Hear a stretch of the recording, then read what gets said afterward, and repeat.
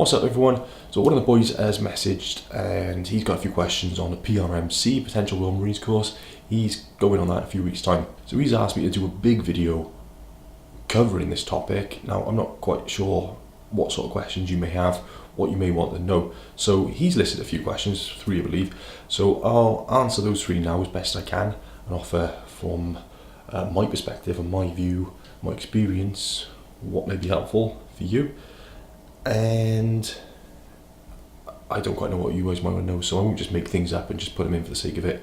So what you can do is just, if you have any questions, just drop me a message or a comment and then I'll get back to you. His first issue was he's heard horror stories about boots, because as far as I remember, you rock up there, they give you a set of rig, set of boots, and you've got to wear them. And if you've got a rubbish pair of boots, you're probably going to get blisters.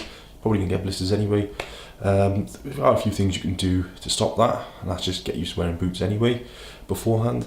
You can also wear something called zinc oxide tape, which is like a tape that you just Google it, but yeah, it's a tape that you it reduces friction, so you would sort of stick it on the area that you likely get a blister, the heel for example, and it just reduces the friction when you're running around in the boots.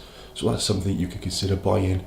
It only costs a couple of quid. You get from Boots or Amazon, probably be a good place. But also as well, accept that there is a chance you may get blisters. I certainly got loads, and you just got to get on with it.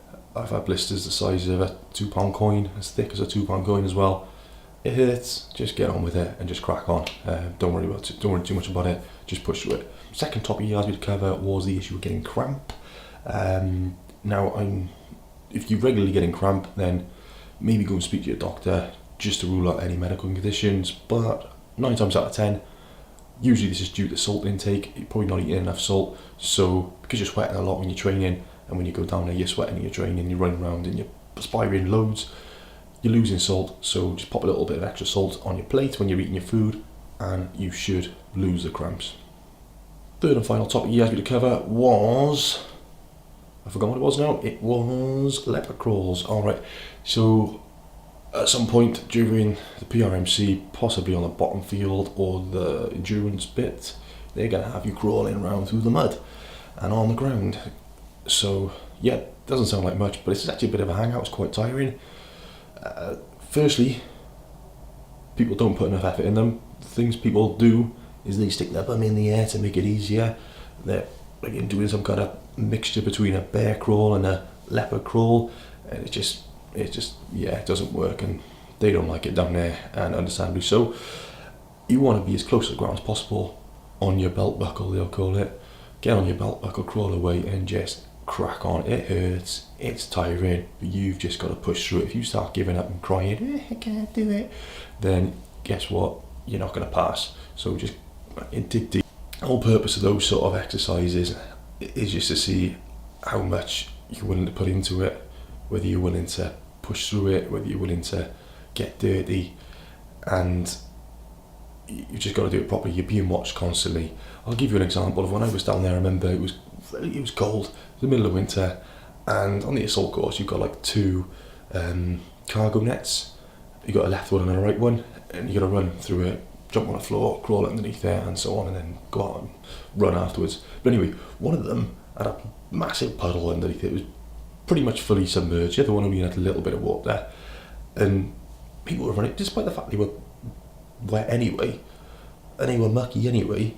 The majority of people were running to the left one, which looked easier, so they were crawling under that. I remember just running, I'd dive straight into the deep one, crawled through, and there was a PTI on the side, and he seemed to like that. He was shouting at the other one, saying, you're thinking about joining the Marines, why are you avoiding getting wet, blah blah blah, and all this. So just don't pussy around with things, just go in head first, give it your best, crack on, and don't stop.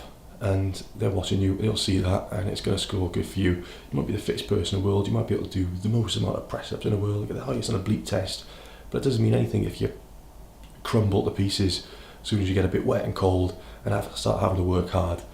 That's when it counts, that's when it really matters. The press-up test and the sit-up test will last a couple of minutes, and that's, you probably do it 3 times in your entire career. but digging deep, pushing hard, working through is where it really actually counts at the end of the day. Anyway, hope this video is helpful to you, hope it answers your questions. If you've got any more, then please do give me a message. Thank you very much.